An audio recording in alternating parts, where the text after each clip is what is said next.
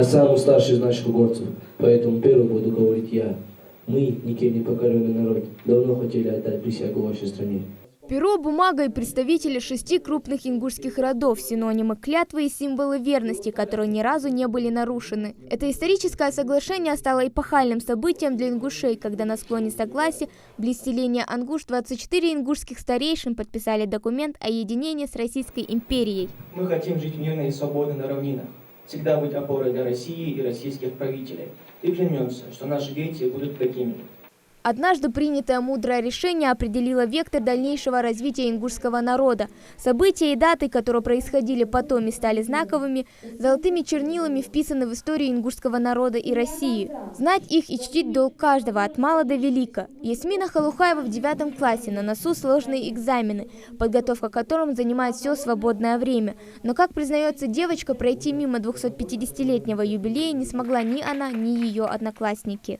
Дата важна для всего нашего народа. Что было бы, если бы не было этого присоединения, так как мы знаем жизнь людей, как была до присоединения, какая она была, и старейшины сделали очень правильный выбор для будущего.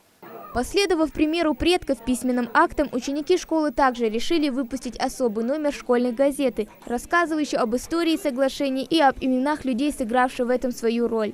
Газета выпускается раз в месяц. Газета посвящена именно историческим событиям. Это и депортация ингушского народа, это и о героях ингушах.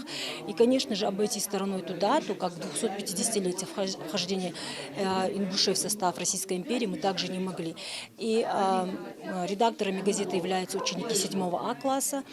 И информацию собирали 9 классы. Нужно отметить, что наши ученики с большим удовольствием приняли участие в раскрытии данной темы, потому что очень многим стало интересно данное историческое событие. Вхождение ингушей в состав Российской империи состоялось не вдруг. Этому предшествовал длительный период отношений постепенного сближения.